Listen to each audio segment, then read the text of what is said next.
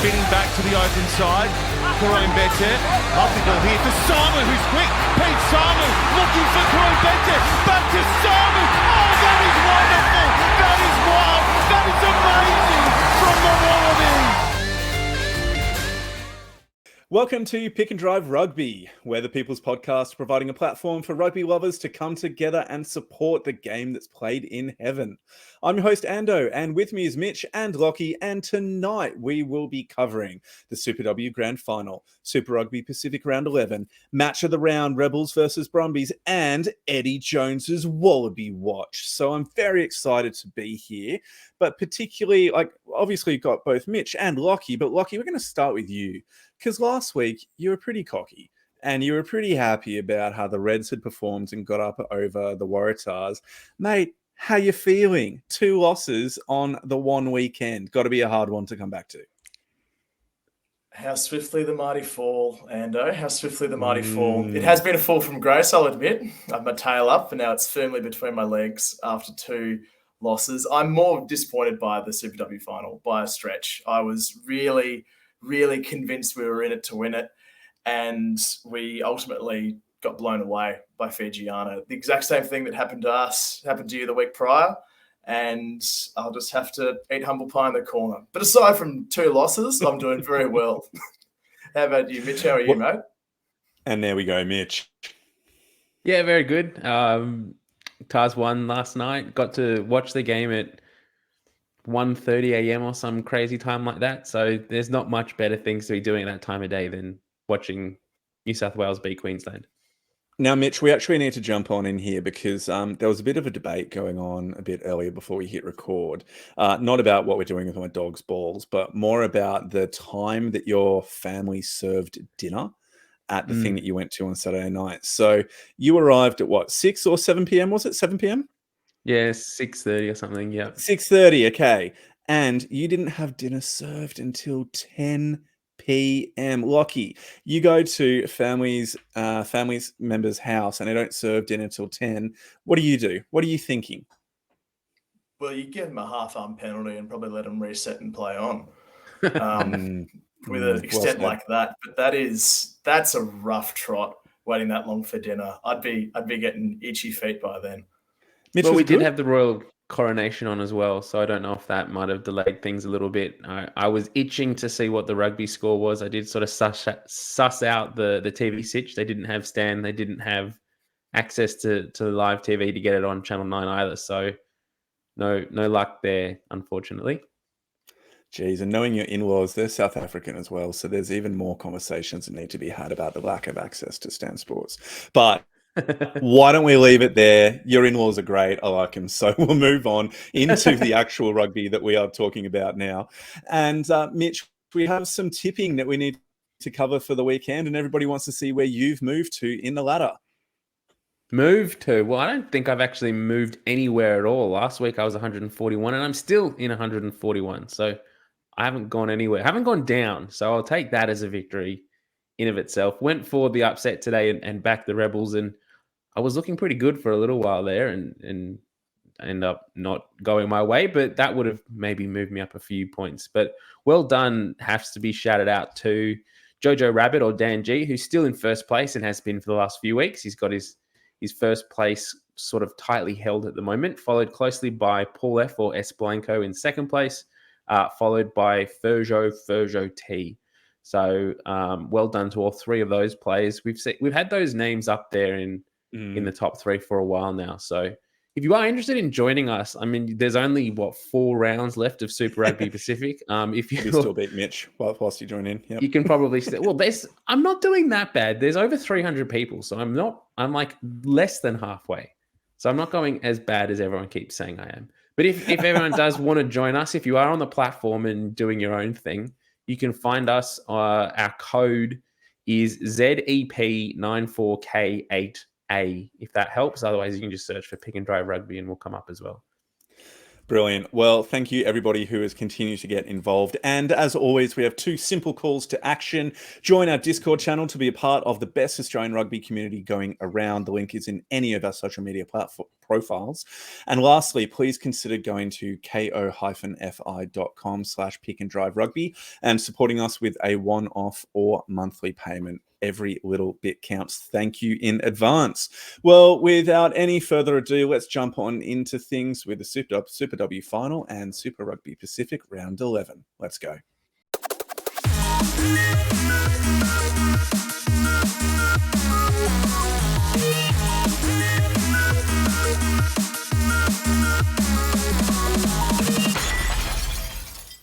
Okay, it's time to talk Super W Grand Final, and there has been an upset. We were all sitting here last week and talking up the chances of the Queensland Reds women's team playing the final in Townsville, somewhat of a home game for them, but not good enough this week. The Fijiana Drua have gone back-to-back 38-30 over the Queensland Reds.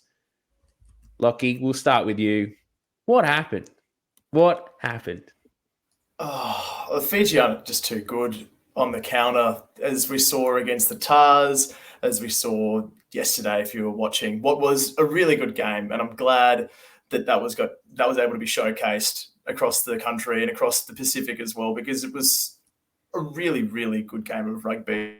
For mine, there was that 10-minute block in the second half after a really evenly balanced first 40 where Fijiana just exploded. 3 tries in under 10 minutes. And from there, the Reds just couldn't catch up no matter how many points they could score. So credit to Fijiana. But in the grand scheme of things, can we say we're surprised when we've seen over the past 24 months what Fijiana can do? Probably not. And we've spoken earlier this season around kind of the Fijiana Drua's approach to this season and how they had the changeover and they struggled with some of the games early. Do you think this was a bit of a the right time, the team finding their straps come finals time and really pushing to obviously they've taken the chocolates and they've won, caused a few upsets along the way. Do you think it's more of that, or do you think that the Fijiana Drua team have sort of changed the style that they've played in this final series? Look, I think what Lockie was saying last week about the directness that the Fijiana team were playing with was really insightful, because when you look at the early games by the Drua, and remember, they didn't have a particularly strong kind of regular season. They only crept in 4th place out of a 6-team series. So they weren't great. And they basically went away from the wide playing game, just trying to go left to right across the field and go around teams, to actually just trying to bash them up the middle and then be trusting the offloads. And obviously worked last week. And this week, there were a couple of tries that they were so fortunate that ball bounced a certain way, or when it spilled loose, it spilled backwards and there were no accidental offsides or anything like that. There were a few moments where you just go, those are like 30-70 chances and the 30 went their way kind of thing. But they played themselves into those opportunities by being willing to throw the balls and make those passes. And the Reds, much like the Waratahs, just probably to a greater extent, I think, and I'm trying not to be harsh here, I just don't think we're able to put up with that up the guts approach that the Fijiana team were taking before then spreading it out wide and doing some incredible offloads. So look, full credit, they were amazing, really, really great. And that, like you mentioned, that 10-minute period was just so dominant that no matter what the Reds could do with a glorious crossfield kick to result in a try kind of late on within the second half, it wasn't enough to get them back into the game. And you were pretty salty last week after the Waratahs women got kicked out at Concord in the semis. Do you feel a little bit better this week that the Drua went on to win it, beat Queensland? You were saying losing to the eventual winners probably helps a little bit. Do you feel better? Do you feel aggrieved? Oh, look, yeah, but no, because much like, I mean, all of us, we're Super Rugby fans, and then we're Wallabies fans. For the women's competition, we're obviously Super Rugby fans and then Wallaroos fans as well. And so I did want the Reds to win because of the growth and opportunity and the added experience that would give the Reds players as they're stepping up into the Wallabies outfit as well. So I wanted them to come away with the win. But look, it does mean the Waratahs went down to the champions. So that's something to take away, and does make last week just that little bit easier. And Lockie, what learnings do you think this Reds team will take out of this final? This is their first appearance in the Super W final since Drua has been included back in the comp. What things do you think that they will have learned from this experience?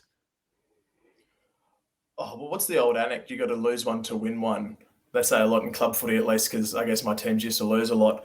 But I think you'll find that they'll take a lot of experience and learnings out of the pressure that they faced, and the pressure that the Drua were able to put them under with that quick ruck turnover, with their punch and spread that was so effective, both in the semi and in the final. But we also saw people that weren't necessarily in starting roles really stand up and have a huge game in the final. So I was really impressed with Alana Elisea at 13 for the Reds. She had a breakout game to mine and really punched through what was a strong Drua backline. I was, again, impressed with elements of Helena Young's game, although she had a couple of errors as well, which she'll learn from. And Karis Downinger and Diane Heaney, the Kiwi combo that came across, what a great opportunity now for Karis Downinger to have played in a semi and in a final and now be eligible for Wallaroos selection, which is a massive turn of events given we're missing our number one fly half, Arabella McKenzie, over in the UK. So there's plenty to take away from the Reds. I thought for them to be able to try and scramble back in the way they did was positive too. And I will really expect them to be pushing for a top 2 spot again next year. So I'm very proud of them. Disappointed, but lots of positives to take away too.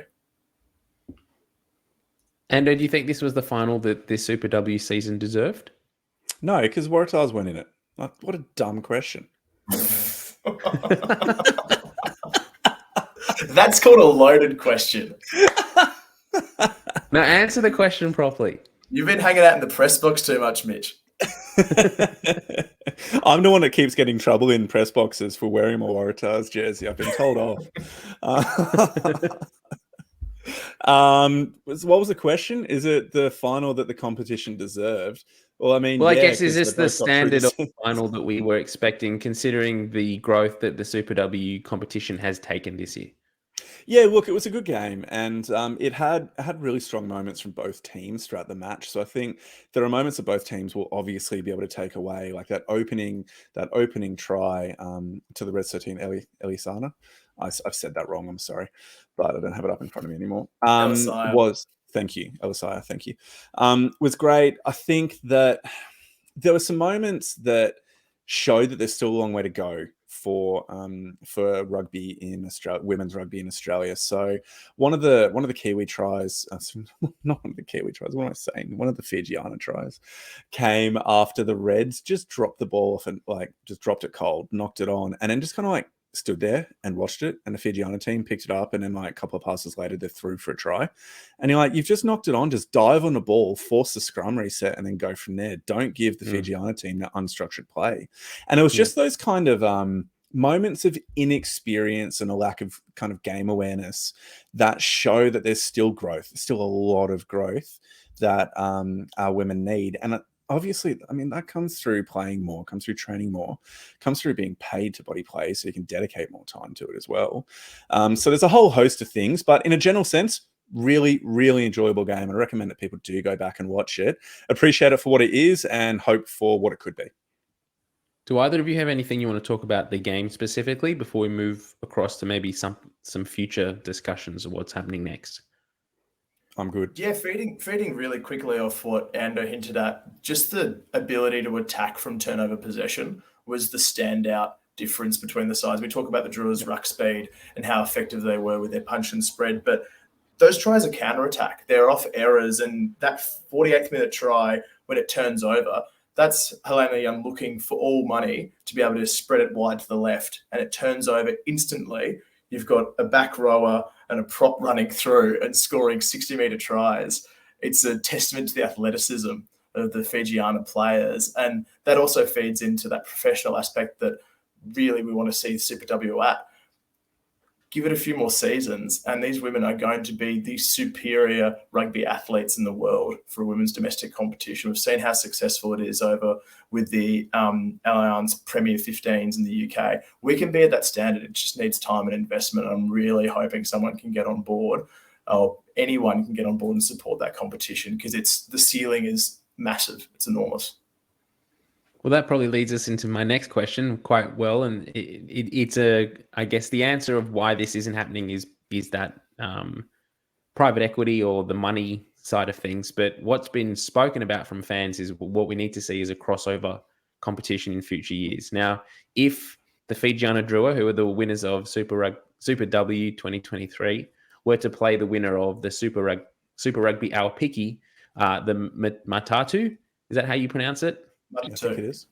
Yep. Yeah. How do you see, Lockie? How do you see that one going? If that was to be played maybe next week, that final, the crossover final, which team do you think would come away with the Chockies? I'd have to say Matatu at a pinch. The Super Rugby Aupiki competition, for any of you listeners or you guys who managed to catch any of the games, it is a higher standard than Super W at this point in time. And realistically, the Chiefs Manawa were unlucky not to win that final. They had a kick in front and just shanked it to win that final. And the Chiefs were by far the dominant team. So realistically, I think potentially the Drua and maybe the Tars and Reds would be fighting for a top 4 spot if you're crossing over at the moment. There is still that step apart. It's quite similar to the divide that we're currently seeing form-wise with Super Rugby Pacific. So I think realistically, if we want the competition to grow, it has to happen. That crossover has to happen. But don't expect instant results for the likes of your Melbourne Rebels, potentially your Force and your Brumbies, because there is a serious standard shift. Yeah, well said. And I guess the other element too is moving forward, we've got the Wallaroos play their first test of 2023 in 2 weeks against the Fijiana. Are they just Fijiana? Is that what they're called? I think so, yeah. Yeah, Fijiana at Allianz before the Tars game. How many of these Reds players do you think will make up that starting 15? Or maybe 23? For the Wallaroos? For the Wallaroos, yeah. Oh, God, I need to get the Reds team list back up in front That's of me. tough. You'd have to think the likes of Shannon Parry as captain incumbent. She'll be in there. You're thinking probably your Annabelle Cody's on form for lock, Cecilia Smith and Ivania Wong. So I'd say there's at least 4 that are making up that side. But could we see a Karis Dallinger or a Helena Young parachuted into that side? What about someone like Renee Nona, who's gaining experience a little more? She's probably got more time, but I'd expect to see probably 4 in the starting side, maybe 6 in total for the matchday squad. Yep. And how are you expecting that game to play out? Yeah, look, it's basically just going to be the Fijiana and Drua team just in a national strip. So that's the first thing to say. And we know how good they are, whereas the Wallaroos are, with no disrespect, genuinely none to some of the, to not Queensland and New South Wales teams, but it's basically just the Reds and Waratahs with a couple of others scattered through here and there. You could probably say exactly the same about the Wallabies at the moment too, right? No, probably not. Brumbies are most of the team. Who? But yeah, just looking at this, I think that the match itself will follow a similar pattern. But what I think you'll see is a greater capacity of the Wallaroos to be able to sustain their ability to counter the strengths of the Fijian style of playing for longer periods, because they'll have greater quality and experience across the entirety of the 15 and 23, because they're bringing together the best from the different Super Rugby setups. So yeah, it wouldn't surprise me if it's an incredibly close game where you just see the Wallaroos try and play to set piece strength, the traditional way of trying to counter the Fijiana's strengths. Well, I'm very much looking forward to that game in a few weeks' time, and no doubt the Wallaroos team or squad will be announced this week with enough time to prep. So hopefully in our pod next week, we might be able to put a bit of a Wallaroos 15 together, who we'd like to see face up against that Fijiana team. Brilliant, mate. Well, why don't we head on now into the Super Rugby Pacific Round 11 results. And let me just quickly run through them. I'll tell you what the match of the round is, and then we're going to touch on a couple of the individual points. Now, I've realized that I have put a typo on this list, so we'll just be aware of that as we go through into it. But to start with, we have the Highlanders versus the Chiefs. That was played on Friday night, Forsyth Bar Stadium, 28-52 to the Chiefs. The next game was the Fijian Drua versus the Hurricanes at HFC Bank Stadium, which is in Lautoka, and that was 27-24 to the Drua. A huge Bloody hell, upset. that score, 71-24. I knew it was a victory, but that's next level. Then we have the Satyrs versus the Force, and the Satyrs went away to a comfortable 48-13 win over the Western Force, who were brave in defeat but were just overpowered by a far more clinical and accomplished team. The Blues survived a god almighty scare against Moana Pacifica to get a a penalty try in the last minute or in overtime of the game to win them that match. To win the game 31-30 against Moana Pacifica. We then had the Reds get absolutely demolished by the Waratahs and sent home crying to their parents. And only a late try brought it back into respectability, 24-32. Before we then get to the match of the round, the Melbourne Rebels hosting the Brumbies. And it was a high-quality encounter, probably the best match between the Australian teams, and that is why we have chosen it as, based upon the feedback and the votes across all of our social platforms, to be our match of the round. So there's a lot going on there, but let's actually just go back to the start. Okay, I've spoken for a bit, but let's go back to the start. Highlanders versus the Chiefs. Lockie, we've said it a bunch of times over the last few weeks. I mean, at what point do the New Zealand Rugby Association just recognise that they probably can't sustain 5 teams across their great nation? It's true. And we're actually proposing, I think, as a pick and drive unit, to reach out to the NZRU and invite 2 of their teams to come across to our stronger domestic competition. We feel as though that's going to be better for the game overall. Yeah, just 2. I thought we said 1.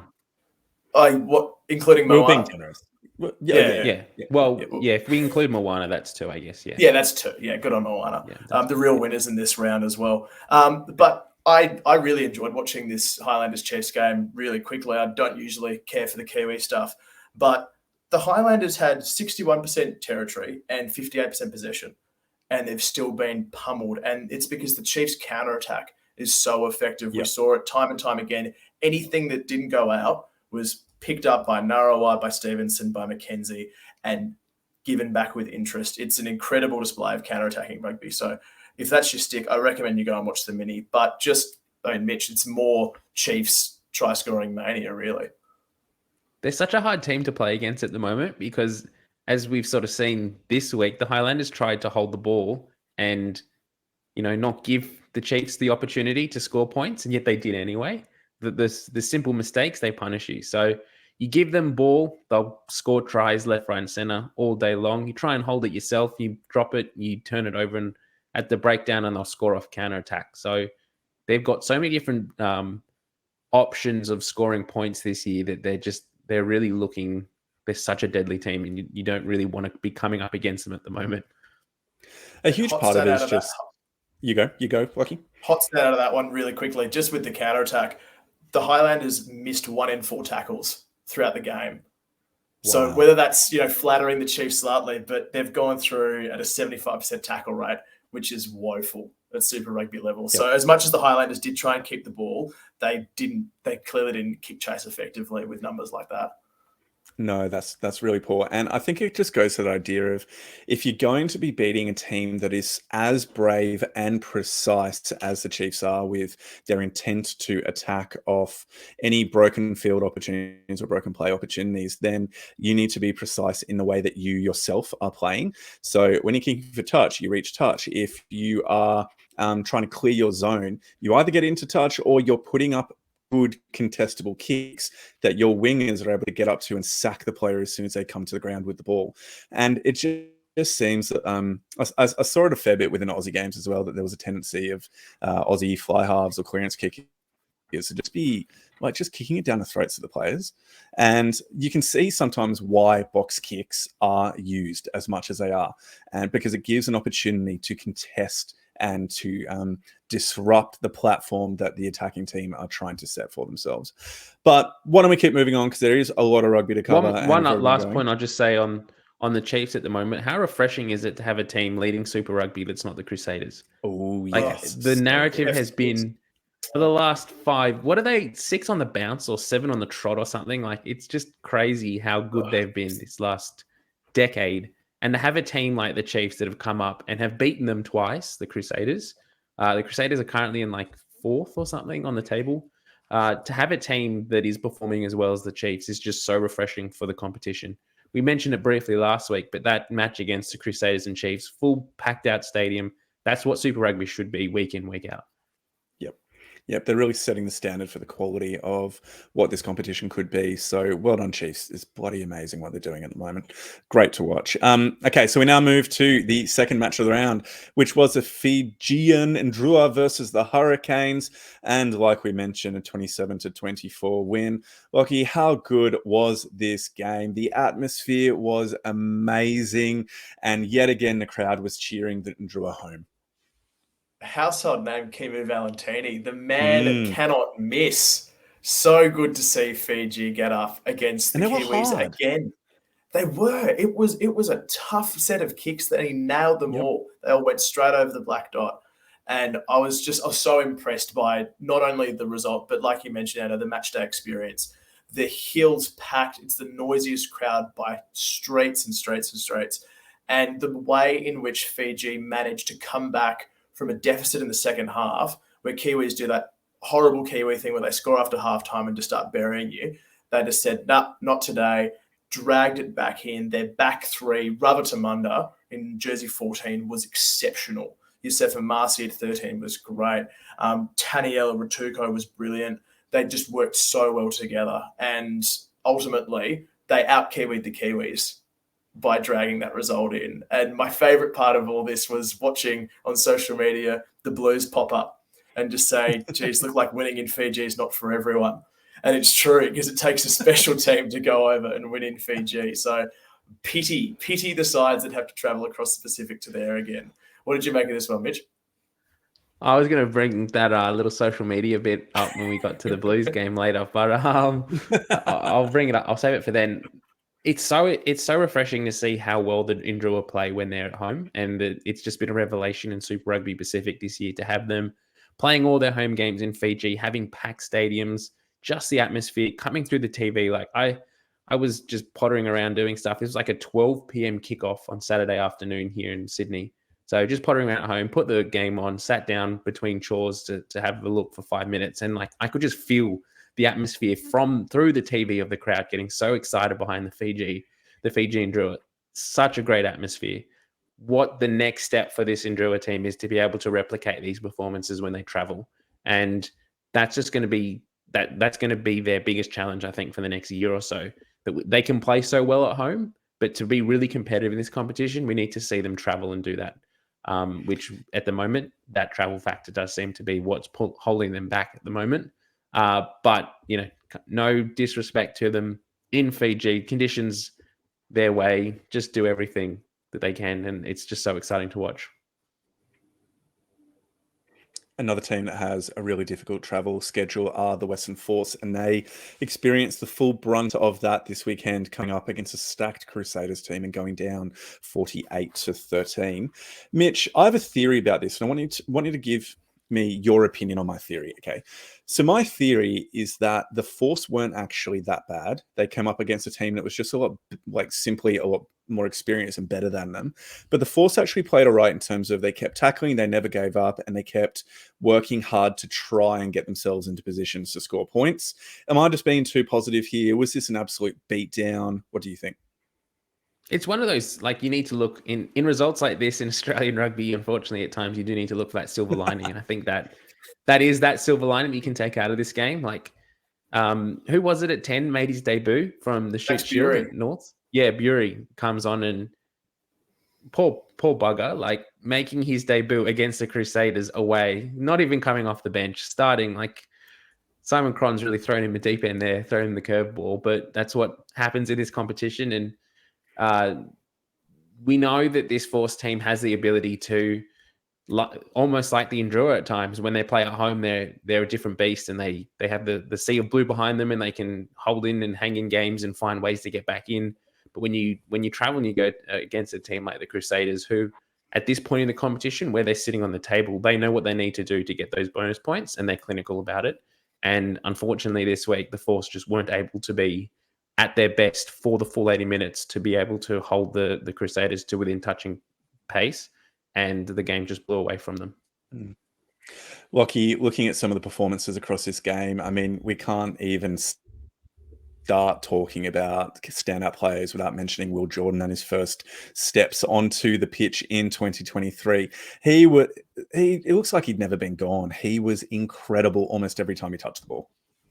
He was, and I loved hearing a big cheer go up around the park when he first grabbed it and counter-attacked with a kick down into the right corner. It's really good to see him back, and I hate saying that as a Wallabies fan, as an Australian rugby fan, but he's such a well-balanced running fullback in that sort of Christian Cullen, Chris Latham mould. He's an exceptionally well-balanced player, and it's good to see him. The first pass that he threw across for Lester Fanganuku's try was just delicious. It's so good to see. And he's going to cause us a lot of headaches for probably the next decade. But in rugby terms, it's great to see him back. But on the point that you raised, Mitch, about the Force really being in this game, and you did too, Ando, I wanted to point out something I picked up in commentary, which was before the game, I think it was the commentary team were talking about the Crusaders scoring areas, so where they score and how they score. And they're the highest scoring side from set piece, so from first phase, not even counter-attack, just first phase. And looking through this game, they have scored 6 of their 7 or 8 tries. 6 of them came from first phase set piece, so 4 from lineouts and 2 from scrums. They set a platform and they execute so well. And I mean, that comes down to Richie Mo'unga being able to direct them, but the ability of their backline to connect immediately from first phase play is second to none. So you see those contrasting styles of the Chiefs being so strong on the counter-attack and the Crusaders now going from what's traditionally known as that very Kiwi team, kick, exit, counter-attack and go. They are becoming set-piece masters, which is really, really interesting to see. So we're right. The Force did actually play well. It's those 15, 20-second blocks around set-piece where there's 4 rolling maul tries, 2 tries scored from scrums that are in the far left wing. They're not doing the wrong things. They're just failing to shut down that opportunity the Crusaders have to have a planned attack. And when you think about the lack of continuity that a lot of players will have with those inside and outside of them. So front row of Hancock, Horton, Medrano. Obviously, Horton only coming into the team pretty late on this season. Medrano coming back after not being there last season. Hancock being recently promoted as well. Felix Kalapu and Jeremy Williams, both kind of newer players into the squad. Michael Wells, Izzy Nasserani, Kalo Tizano weren't there in 2022, haven't played alongside each other before.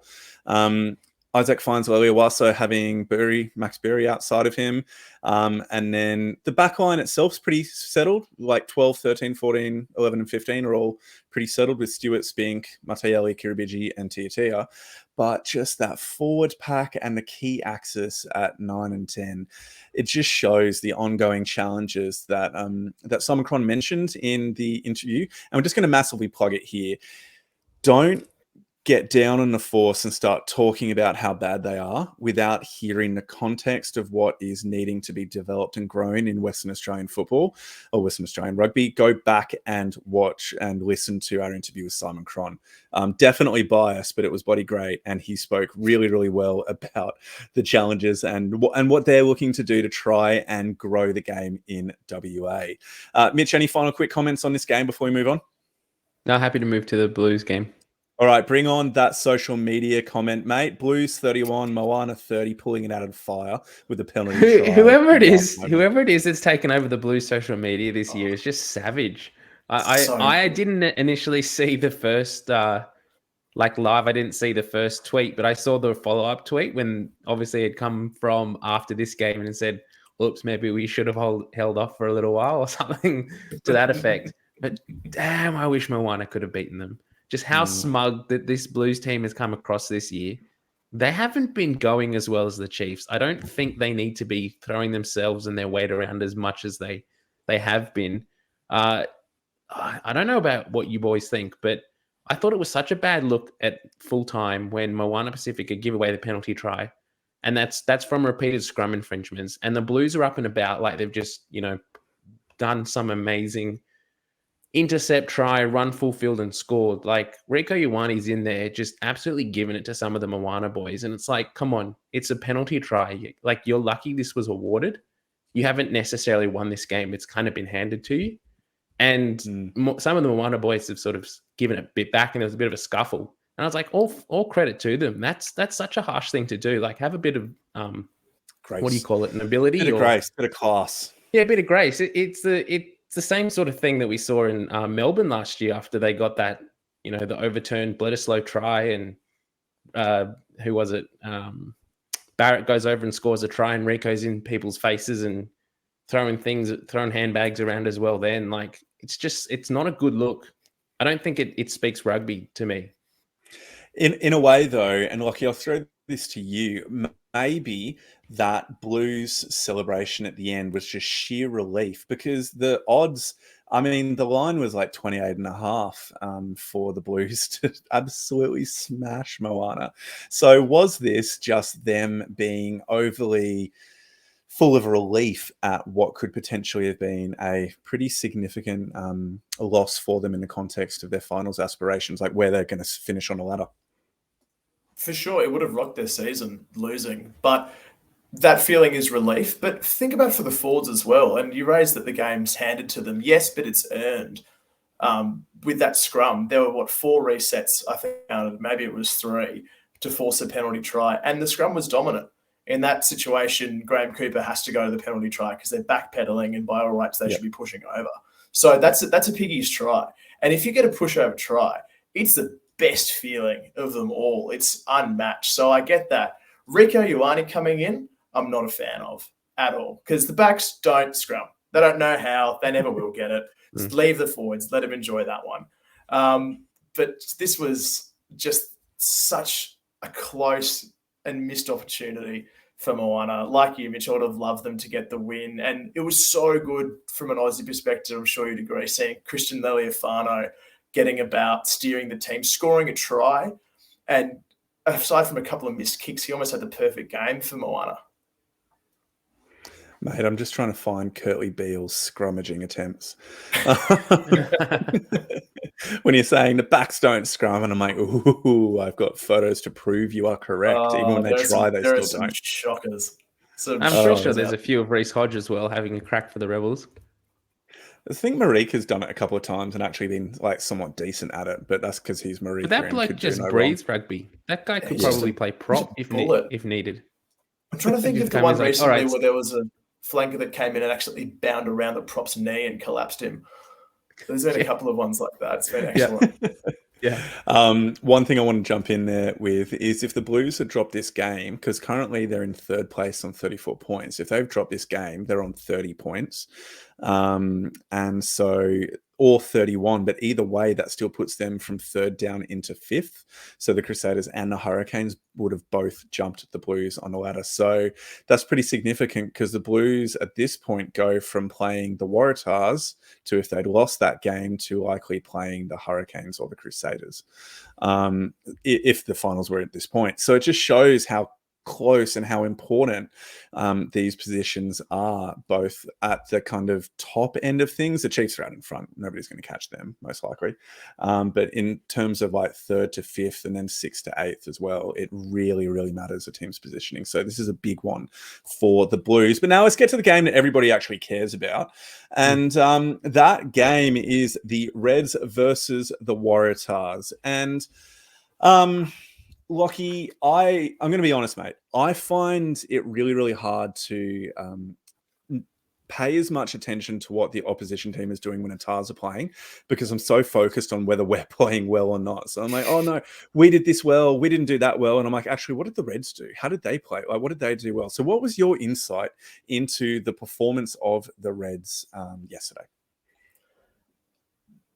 Rusty is the generous term that I would use. It was a very disjointed performance from where I was sitting, and that's disappointing because we're a decent chunk into the season now. We're at 11 rounds in, 12 rounds in almost, and we're still not making it stick. We quite often seem to mind to lose our attacking shape.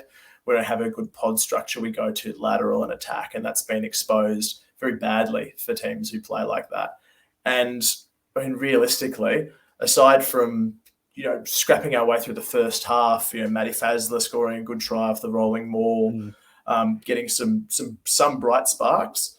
I mean, really, the second half we just didn't fire enough shots, and especially for a Reds Tars game, this, as a fan, this means so much to me, as I'm sure it does to you as well. And I know that they'd be hurting in the sheds afterwards. I know they'd be disappointed, but I didn't see that intensity on the field. I didn't see it in the game, in the physical nature of which it was played. You compare it to the Drua and Hurricanes game, where you could hear the crunch of the impact and you could feel the crowd getting into it. Yeah. It was a totally different scenario for the Templeton Cup, which to mine is the Reds' biggest domestic game of the year. So something was missing. At least from what I could see for the Reds, and that's a real shame. Lockie, what did you think of Harry Wilson's little dive in like the 10th or so minute of the game when they're down in the 22 and they get a penalty and he's standing there and Hooper kind of like just nudges him a little bit and he just does this full-on backflip and just dives on the ground. You see that? No, I actually didn't see it. But if he did, I'm not a fan at all. That's it Brian didn't work. Habana and stuff. Then I think it was either Swinton. No, not Swinton. What's the other second rower? See you, the blonde Sinclair? guy. Sinclair was standing above him, and he kind of just like sort of rolled onto his haunches, and he kind of just pulled him back again. I was just like, "What are you doing, mate? Come on." Yeah, I mean, that kind of stuff. No, that's not about it. I'm not about that at all. That's soccer stuff, mate. That's soccer stuff. Yeah. The Reds were up against it a bit from the beginning because Josh Fluke pulled out in the warm-up. Massive out with Tarjasan coming in. Yeah, so Tarjasan came in and then he got injured pretty early. Didn't he cop a knee from Holloway to the head or something like that? So Liner had to step in. I think, did O'Connor go to 13 and Liner came in? Or I can't remember the specific changes that happened. But either way, copying those two injuries to your outside centres early definitely changes up the potency and fluency of both attack and defence, with the 13 being so critical in that defensive channel. Mitch, what elements of the game do you think the Waratahs did well in, considering this is now having won 3 of the last 4 games? So considering how poor the start to the season was, the Tars have definitely been trending upwards over the last month. Before we shift across to the Tars, I just wanted to say quickly, building on that point you mentioned there around the back line for the Reds being a bit disjointed, I thought their first half performance was a lot better than their second, and they were utilising Suli Vunivalu a lot better, and probably the best I think we've seen him utilise this year. He was popping up in midfield. He went looking for the ball a fair bit, and I think that speaks credit to the structure that they had in play and what they wanted to do. And when they had those injuries come about just before halftime and then had to sort of shift things around the back line, I don't recall him doing much in the second half. And so, yeah, I think that massively impacted on their ability to score with the ball in hand. But focusing in now on the Waratahs, the team that won the Chockies and got the cup back, I think early on, they had a fair few opportunities where they weren't similar to what the Reds ended up doing most of the game. Had opportunities in the opposition 22 and just weren't capitalizing on it, weren't coming away with points, which is something that we've spoken about for the Tars the last 2 or 3 weeks, is that when they do get into the opposition 22, they need to be coming away with some form of points and they're being turned over too much.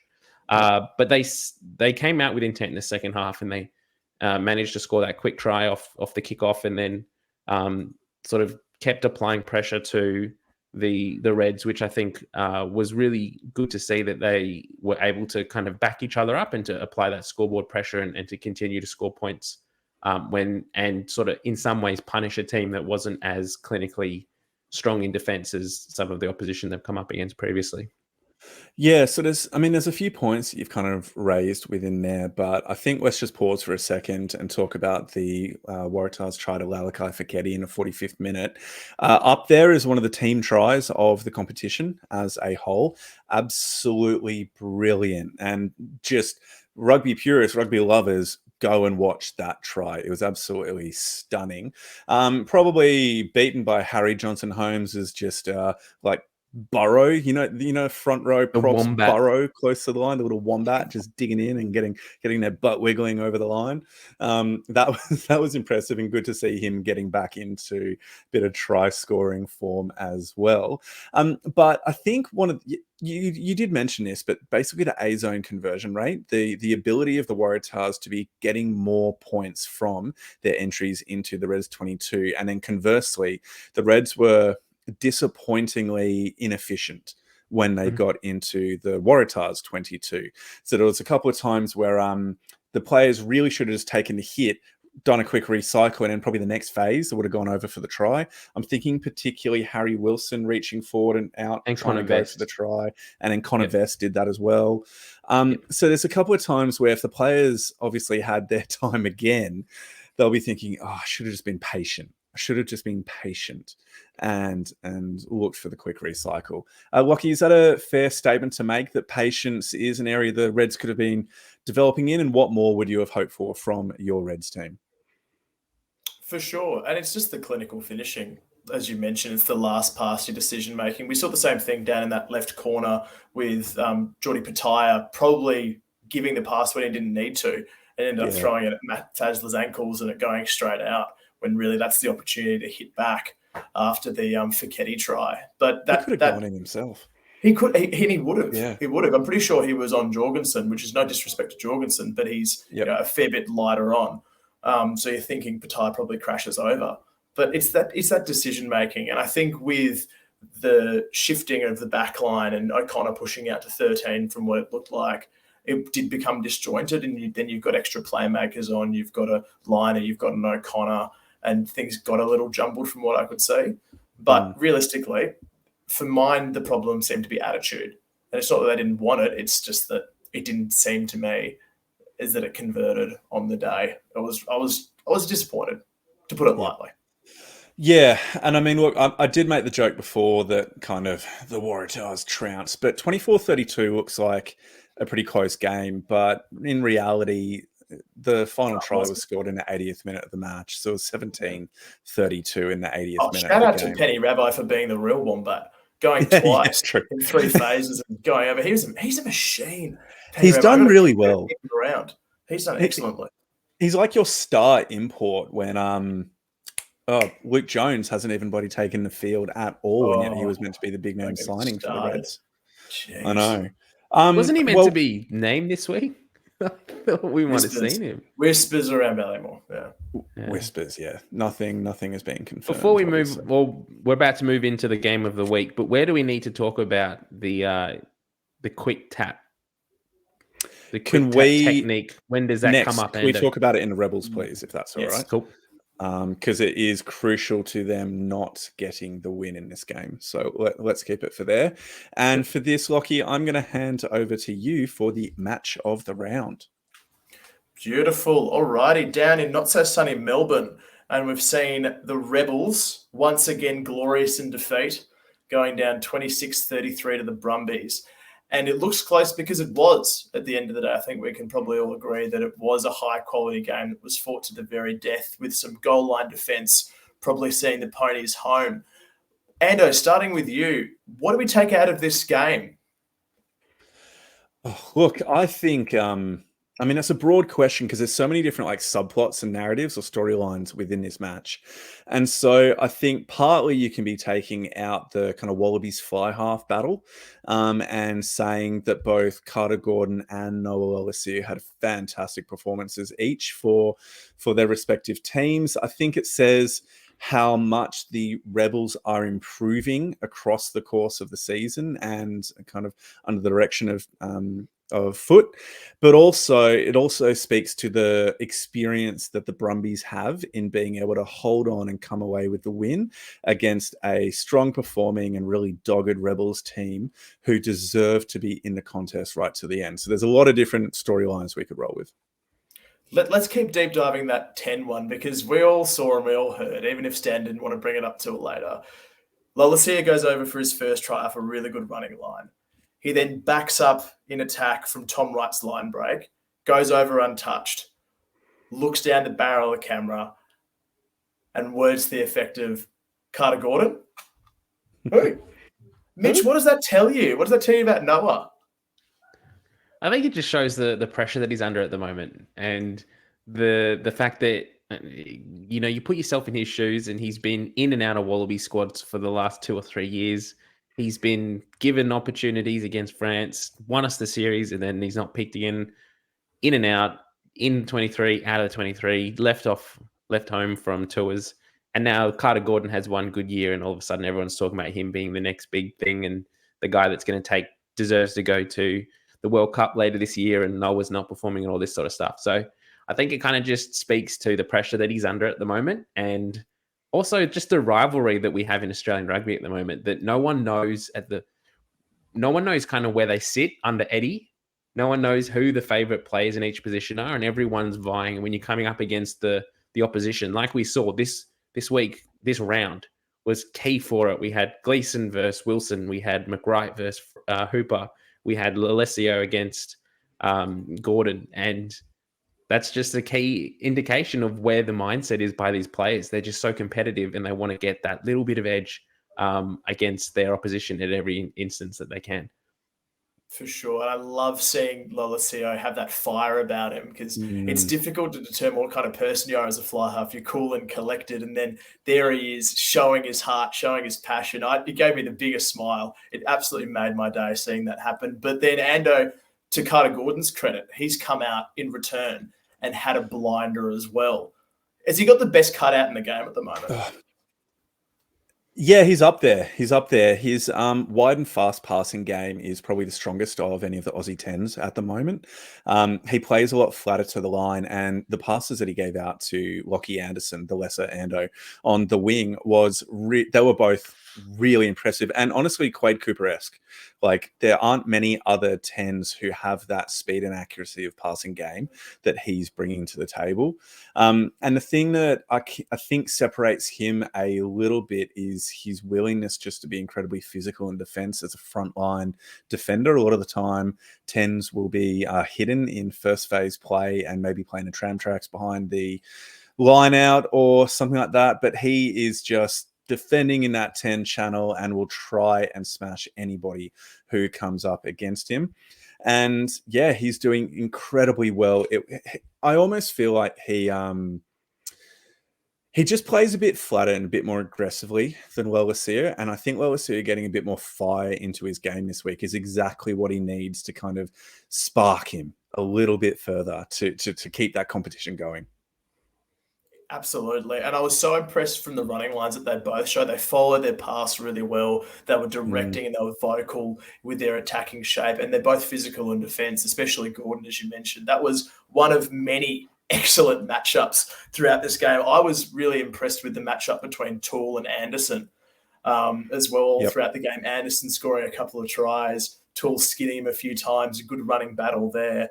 But I mean, realistically, with the score at 33-26 and there's 3 minutes to play, the Rebels pounding on their line, a couple of penalties. Did we see this game going to a draw and maybe to golden point? Yeah, look, realistically, it could have gone that way. And I think there were some really bad decisions made by the Rebels within the final minutes of the game. Because if you remember, Darcy Swain has got the yellow card for kind of hands on the ground, knocking it out of Bobby Tuttle's hands, I'm pretty sure, at that point in the game. Just quite quick aside, that is the end of Darcy Swain's Wallabies career, I reckon. Now, obviously that's hyperbole and I'm definitely going a bit over the top, but it's the type of thing that he has been known for that we'd be hoping that he'd been growing out of and maturing out of. So the fact that he's done it in a really high pressure moment again is not good. But back to the point, why didn't the Rebels go to the scrum when they had a one-man advantage, and then that means that Bobby Valentini Not go to the scrum. Not go to the scrum, when that means that Bobby Valentini would then have to probably go into the second row and scrum there, or at least, mean that he can't be getting off the back of the scrum to help defend on the line. Like, surely the pick and go or the tap and go is not the right call in that moment. It's hot-headedness at the end of the day, isn't it? You're looking at the clock, you've got that scoreboard pressure, and time's not on your side. So you don't want to waste that minute of packing and resetting. But every time they burrowed forward, the Brumbies, and especially Nick White, had an unbelievable way of getting underneath them and almost inviting them over the try line to hold up and have that opportunity for a clearing goal line dropout. It was wildly effective throughout the game. What I saw, Nick White did it on Ryan Lowrens. They got it on Cabasilov a couple of times. And that mechanism of catching and dragging over the line, I think, is going to become a really important part of Super Rugby play if that rule continues. Well, that's the thing that frustrates me. And we kind of spoke about it a little bit in our instant reaction pod the other week after the Highlanders game, that the Waratahs were taking those quick taps. That with the law changes or the variations that have come in play in the last 2 years of it becoming a goal line dropout if you're held up over the line, it doesn't reward you to go for those quick taps because it's so easy as a defender to be set and just hold the players up, as we saw. It's very hard to sort of drive over and score the try unless you're a player like Harry Johnson-Holmes, who's just a wombat who seems to get over from close. But most players don't seem to have, or most teams at the moment aren't using the quick tap as effectively to get over the line. And it seems at the moment to be favouring the defending team more so than the attacking team. Well, that's where, because I just want to jump in here because I've got a good thought about, well, I think it's a good thought anyway, I'll say that, about how teams should kind of be doing this, in that we saw in this game that the time where Cabasilov got held up and turns over the ball and enables the Brumbies to win the match is because Bobby Tuttle taps it, passes it off, Caboose runs up, and I think it was Valentini basically just allows him to fall on, like you were mentioning. Lockie allows Eloff to fall onto him, so he holds him up. But why are they just going for one-up hits there? Why are they not setting up that forward pod and then Caboose passes it off to one of the playmakers just out the back and play it to, say, Hardwick, who's standing 2 or 3 people out from that initial forward pod, who can then get a soft shoulder or in between the shoulders of 2 of the defenders and try and bust through? Or why is Eloff not setting up that first hit to enable a strike play on the next set? Like, it just seems I don't have an issue with tap and goes in that circumstance if they're thought and part of a particular strike play that the teams have planned for. But if you're just going to give it to a forward and say, truck it up, good luck, have fun, then to me, go for the scrum. Just go for the scrum because your 8 has so much more room to move in at this point in time with the new rule use changes. it more effectively. Like, sense. don't find Caboose-Eloff. Don't, like, as you said, you had Hardwick on the field. Get him as soon as that quick tap's awarded, and that's what you're doing in that instance. Get him to just get in the tram tracks, tap the ball quickly and throw it to him, and then it's a 1-on or a 2-on-1 over a back. You'll most likely get over and you can burrow over from there. Like, don't just give it to Caboose up against such a strong forward pack like the Brumbies. Yep. What was that, Lockie? You've got to get over to the URC and watch Leinster and Munster run their tap set moves. It's exactly what you're both referencing to with have a plan. If you're not practicing tap moves during the week, why are you doing them on the field? That's school footy stuff. Yeah, give it to your biggest boy, your tight end, prop your number 8 and hope he flattens the little kid. You've got to practice these things, and we're seeing it so effectively now with teams like Ireland and teams like France and their Champions Cup powerhouses. They're using tap moves and they're scoring off them every time because of the deception and because of the structure that they use. So it's going to be a big part if we just practice it in Australia and actually get it right. Speaking of practicing what you play at training, word from Waratah camp is that Michael Hooper's been practicing more 50-22s. So let's expect him to pull that out of the pocket in a quarterfinal against England. Absolutely love it. Absolutely love it. All right. So, team, from here. Sorry, just had that pause there. Is there anything else that we want to be jumping on with this match? We've gone through it in a fair bit of detail. I think, in a broad sense, it does speak to what Kevin Foote is doing with the Rebels down there in Melbourne, and really strong hopes that they can continue to keep the team together moving forward into 2024. Also, the Brumbies now sitting pretty in second place with 8 wins across their 10 matches. And 2 points away from the chasing Blues, 36 and 34 points respectively. Anything final we want to say, Lockie? Anything you want to bring up on this match before we move on? Done and dusted. Very good game, and looking forward to the Aussie sides having a good week next week. Brilliant. I guess my closing statement would be as good as it would have been to see the Rebels get up over the Brumbies and to get a victory at home, and I did tip the upset, so I would have liked that. The outcome would have been that the Brumbies would have shifted down into 5th place, and that would not be ideal. We want them up as high on the table as possible. So getting this victory, push them back up into 2nd. So I think that's the ultimate outcome that we need at the moment. Yeah, very good shout there. And well, if, I think things stay that way, that sets up a Waratahs versus Brumbies quarterfinal. Oh, can we or not semi-final, whatever it's can called. we not have Aussie teams playing each other in the finals, please and thank you. But that makes one Aussie team into the semis. True. We've been down this road. Yeah. No, thank you. No, thank you. All right, team. Why don't we move on here into Eddie Jones's Wallaby Watch? Let's go.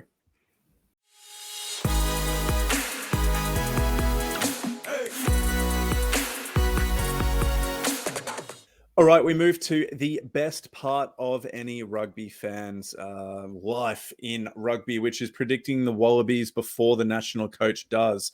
We are doing the job for him. So what we're going to be doing is we're going to be looking at some key matchups across the weekend and choosing which player of the different positions that we have chosen is going to be in Eddie Jones's Wallabies squad. So we're looking at kind of like the best of the 3 players that are on offer. Now, in true Eddie fashion, we do have some rules. The first one is that it's based on form. So Super Rugby Pacific form. But importantly, gentlemen, because we're Eddie Jones, we're going to say that it's based on form, but we can completely ignore that and choose players out of form as well if we want to. So that's rule number 1. Question: it's based on form. Can we also choose. pick players that don't fit the category? Absolutely not, no, because I've made but like Eddie does. To go with it. Oh, I right. know, but I'm just saying like Eddie does. So can we bring in someone that doesn't even meet the ghetto rule? Yes, if they're on the screen on the graphic that I've presented for you, yes. Now, the second rule is that experience definitely matters because we have a smash and grab job at the upcoming Rugby World Cup, but we can also choose untested players because Eddie did in his last Wallaby squad that he chose as well. And then, in addition to that, we are picking these as Wallabies players, but it's not a Wallaby squad because that wasn't a Wallaby camp either. So there's a lot of confusion here. So I hope, ladies and gentlemen, that makes it all clear for you. And to start with, we are going to look at number 7, the Michael Hooper, Fraser McWright. And we've said here, quite controversially, Carlo Tizzano. And I just want to appreciate the baby face Carlo Tizzano that we have here on the graphic. Ladies and gentlemen, when you Google Carlo Tizzano Western Force, you genuinely cannot find a new image. So that is what I have. I didn't think people would like me putting him in a Waratahs jersey. So that's the best I've got. Now, the reason why we have Carlo Tizzano is because Brad Wilkin injured his knee in the game today, and so it looked pretty bad at first thought. Turns out maybe it's not so bad, but because he was injured, or I thought he was injured, I haven't included him. Also, Rory Scott just seems to never get mentioned in this equation, so I just didn't bother including him because nobody else ever does. So sorry, all Brumbies fans out there. Now, I know it's harsh, but Michael Hooper, Fraser McWright, or Carlo Tizzano, you can only pick one. Mitch, who are you picking and why? So is this for the starting 7? Yeah, starting seven. Yeah, I'll go with Hooper. Now, why? Come on. It's all about experience, and the rule getting inside Eddie's head that if you play for the Waratahs, you're infinitely better than any other Super Rugby player. Yep. Very well said. And I love that. And I love that enthusiasm. Lockie, who are you picking? It'll shock you deeply, I know. But I am going with Fraser McWright because he is the Form 7. As we discussed last week, even though it makes perfect sense to pick the experienced Hooper, Fraser McWright has been far and away the outstanding open Can we side. mute Lockie now? No, you cannot. Kick him from I the will court. speak my piece in this sea of biased blue. Fraser McWright, easy 7, put him in there. Hooper should have retired decades ago. Decades ago. I'm going to go with Michael Hooper because he has been doing a lot of Wim Hof breathing stuff. And you know how the teams are getting into their huddles nowadays and they're breathing together to help center themselves and bring them back into the moment. They need somebody who's really experienced in those moments to be able to lead them. And that's where Michael Hooper's experience comes into play.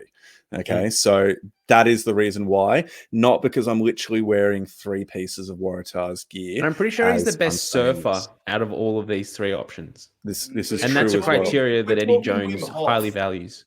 Let me remind you that Fraser McWright is covered in hair from tip all the way down, and his beard merges into his chest hair. So if you want to deal with a cold in Paris, there is a hirsute man waiting to don the 7 gold. Oh, there's a lot to. Okay, look, this is pretty tough. We need to move on to number 8 now. So we've at least discussed the number 7 challenge, and we've got Harry Wilson, Bobby Valentini, and Langi Gleeson. So this is a really, really tough call. I'm going to start this one off, and I'm going to go Bobby Valentini for 2 reasons. Number 1, he's got the best hairstyle out of all 3 of them. And number 2, I think that Harry Wilson has the biggest baby face out of the 3 of them. So I can't choose him because of that. So in my mind, when you combine the hair with the more grown-up face, Bobby Valentini all the way through. Lockie, your call. It's true about Harry Wilson's baby face, but isn't that also a bit terrifying, seeing such a large man with such a young face? It's a little scary. It's like a giant. But yeah, it's Bob Valentini for me too. He is the form back rower, regardless of where you're going to throw. He's that line-out option. He's in the team with the best record, and he is still the most terrifying ball runner in Australian rugby. It's Bob Valentini. And Mitch? I was going to go with Harry Wilson. My ledger was leaning that way, but after this weekend's performance against the Waratahs, where, as I mentioned before, a little brush by Michael Hooper and he's on the ground acting like he's just been punched in the face. There's no room for that in rugby. And Eddie Jones doesn't take prima donnas to World Cups. So I'm going with Robbie Valentini. Say it to his face, mate. Say it next time you're in a room with him. Oh, I reckon you're a prima donna. But in all seriousness... In all seriousness, Langi Gleeson, I think, did outperform Harry Wilson this weekend, at least in terms of the hard carry meters in tight, particularly. I think Harry Wilson is an excellent link player. The interplay that he has between Tate McDermott and Fraser McWright, you can tell they've basically grown up playing rugby together. It's absolutely fantastic. But Langi Gleeson is just an absolute specimen, and his ability to get the hard yards off the back of lineouts, scrums in his own 22 and the like is really, really impressive between the 2 of those. But I think Bobby Valentini, one thing I would say about takes the cake for us. If we were to put either of those players, Wilson or Gleeson, into a gold jersey, I think Wilson performs better. I think when we look at Super Rugby at the moment, both Fraser McWright and Harry Wilson are basically carrying the Queensland Reds team on their backs at the moment. They're the 2 players that are kind of doing everything, and they're the only Tate, 2 that are kind of keeping them within, and Tate to a degree, they're keeping them within games. And so I think if you shifted the roles and if you took away that and you put Harry Wilson into like the Brumbies, I think he's performing much better because he's not having to score tries. He's not having to make the line breaks. He's not the only one in that forward pack doing anything, essentially. And we saw that this week as well, when most of the time Harry Wilson can do those crazy, like, go gadget arms and get the try over the top, like on his back, and he can find the try line. This week, he dropped it doing that. So I think there's just a lot of pressure on him at the moment. Interesting thoughts there. Let's move on to the number 9 battle between Jake Gordon, Tate McDermott, and Nick White. So Nick White's obviously the incumbent. He's the man with the moustache. Tate McDermott just has, I think, the most penetrating gaze out of all three of them.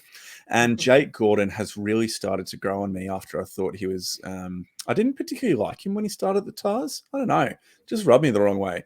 But now he's just Captain Incredible, and he's got an eye for an intercept that no other 9 in Australian rugby does. So, Lockie, I'm going to throw it to you first, mate. Out of the three of them, who are you picking and why? It's Nick White. It's the Lorax every day of the week. He Lorax, has shown time and time again to mind that he is not only the form Australian 9, but he's one of the form 9s in the world. And this is getting off our not so serious track, but he outplayed Conor Murray. He outplayed Antoine Dupont on the spring tour. He has been the form 9 in rugby championship as well, outplaying Faf de Klerk and Aaron Smith. You got to take him. You just have to. Yep. No brainer. Yeah. As good as Tate McDermott looks in that Indigenous jersey that I've got on the post, yeah, definitely has to be Nick White by my mind, and mostly because he is both an absolute pest on the field and at home as well. Supposedly his wife is run ragged, looking after 3 boys in a household, the 2 children and Nick White. So that kind of manic energy is something that I very much enjoy. She's doing God's work. She really is. She really is. Mitch, who's your call? I'm going true Eddie fashion here and picking a player that doesn't meet quite criteria, isn't on the card, and isn't even an Aussie. So I'm going to go with Tawera Kerbalo. Ooh, I like it. Because Why? Because it's Eddie's Wallabies squad. We're playing Eddie's mind games, mate. And so it'll probably just be like, he won't pick any of the Super Rugby fly scrum halves. He'll pick someone external and it'll be like, it's a message to you. You don't deserve steak. You're getting sausage. And then deliver that round to him. He'll pick Will Genia, Tawera Kerbalo, and that guy over in Gloucester, Ben Meehan, who used to play for the Rebels. That's your World Cup trio. I'll bring back Nick Phipps. How good would Nick Phipps be back on? Mate, his green rockets got absolutely shafted in the relegation, so he might be playing Div 2 next year. Well, you say that as a joke, Ando, but Eddie Jones is coaching Nick Phipps apparently in the World 15 against the Barbarians. Really? I think, is Eddie Jones coaching the Barbars or the 15s? He's one of the coaches. I'm not sure. I don't even know. Okay, let's move on to 10. We've been going for too long. We've been going for too long with this pod. Now, Carter Gordon, Noah Lolasiu, and Ben Donaldson. Let's just scratch Ben Donaldson off this and just talk about Noah and Carter even more, because their match this week Quaid, right? Absolutely brilliant. Yeah, I mean, look, his social media posts raise his profile above anybody else, and we know how much Hamish McLennan loves social media presence and getting news stories out there. So we really should have just changed this all to who has the best social media presence, and then that's the determining factor by which they're picked. But Mitch, out of the 3 of them, I've scrapped Ben Donaldson, but you could still pick him. Who are you picking? Gordon, Lolasiu, or Donaldson, and why? I'd be picking Carter Gordon, and this is my serious pick of the 3. I prefer his ability to take the ball to the line than Noah Lolasiu. We saw this weekend, today even in the game that Noah scored some tries, and as Lockie mentioned before, got up and made a cheeky little remark to the camera, which says a little bit about the player. But I prefer Carter Gordon's a bigger player, a bigger body than Noah Lolasiu, and I think that when he takes the ball to the line, he has the ability to break it more so than Noah. So that's my preference. Plus the mullet. No, actually, you know what? I never should have bloody included him. He's not playing for our nation with hair like that. It's a disgrace. Lockie, what's your call on this front, mate? Mullet, yes or no? The mullet is a yes. And if he's not wearing the mullet or jersey, it's a disgrace. It's a disgrace. He needs to keep it because that is culture.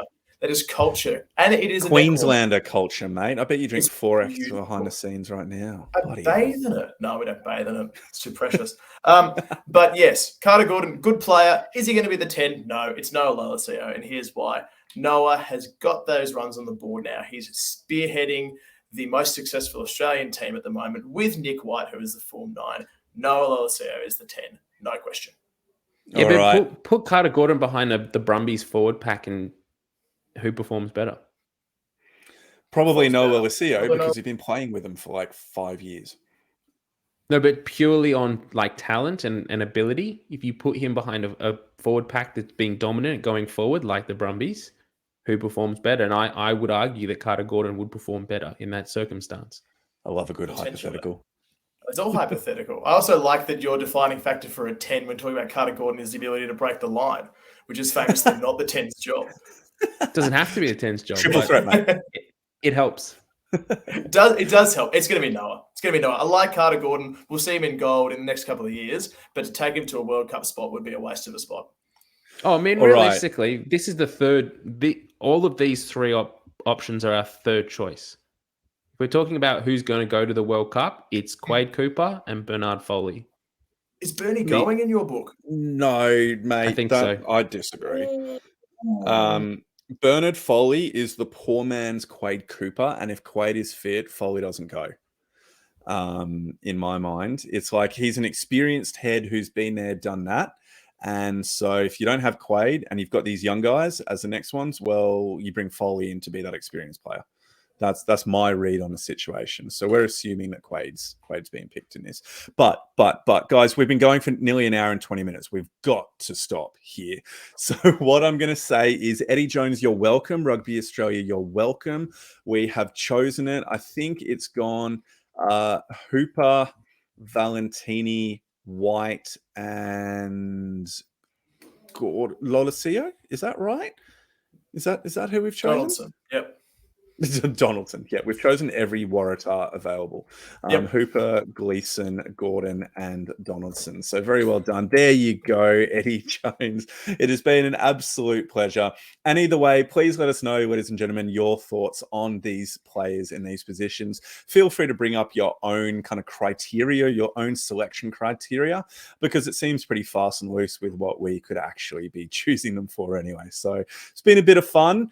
Mitch, thank you. Lockie, thank you. Really enjoyed chatting with you guys yet again about rugby, and so I hope you all have a wonderful week and can't wait to get back and chat some more rugby next week. So up the Tars, let's make it 4 from 5. Let's go. Bye, everyone. Come the Reds. Bye.